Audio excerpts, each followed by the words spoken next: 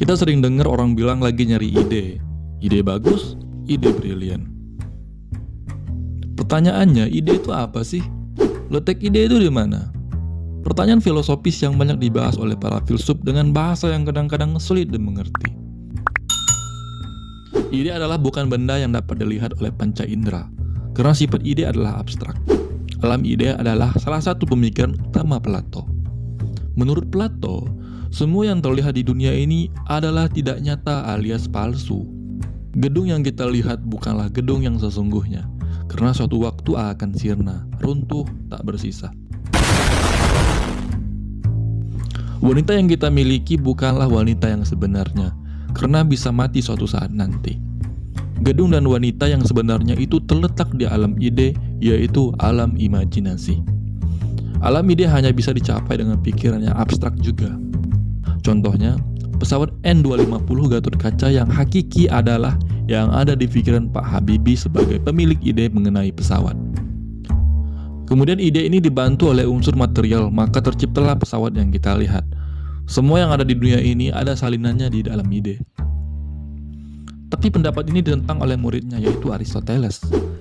Menurut Aristoteles, kalau memang yang hakiki adalah yang berada di alam ide, terus bagaimana dengan api? Api kan bersifat membakar. Kalau begitu bisa-bisa api membakar kepala kita ketika membayangkan api. Kemudian Aristoteles punya teori sebaliknya, yaitu hakikat adalah apa yang kita lihat.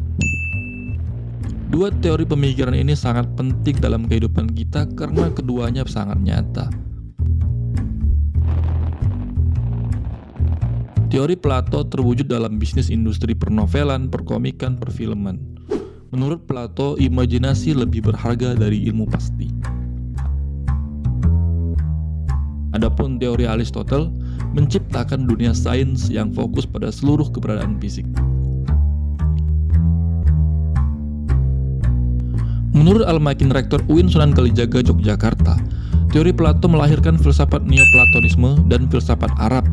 Kemudian dilanjutkan oleh Barat, namun Barat tidak kembali ke Plato, malah menganut teori Aristoteles. Walaupun mereka mengakses filsafat dari filsuf muslim seperti Ibnu Rushd, Ibnu Sina, maka wajar jika sifat Barat itu selalu materi adalah segalanya. Tradisi Plato dan Neoplatonisme kemudian tradisi Arab ini kemudian dilanjutkan oleh tradisi Barat, terutama setelah masa pencerahan atau Aufklärung. Barat tidak kembali ke Plato, Neoplatonisme atau Arab semata, walaupun Barat mempunyai akses kepada para filosof muslim seperti Ibnu Rushd dan Ibnu Sina, tetapi Barat rata-rata kembali ke Aristoteles. Keduanya sebenarnya dapat dipadukan karena dunia ide dan dunia fisik mempengaruhi satu sama lain. Ada film bagus bernama The Matrix yang mempunyai pesan yang bagus. Film ini menggambarkan bahwa dunia ide dan dunia fisik saling mempengaruhi satu sama lain.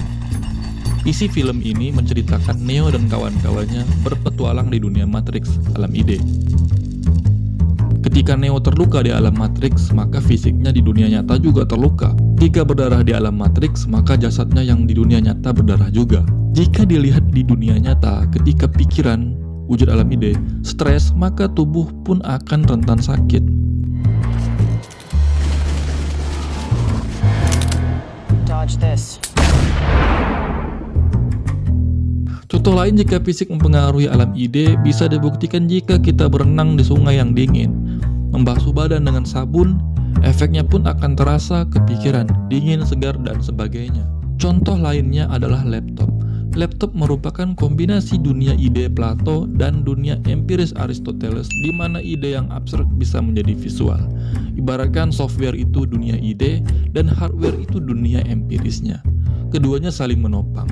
Kerusakan pada software bisa mempengaruhi hardware, begitupun sebaliknya. Terus, manfaatnya apa ngerti hal kayak gini?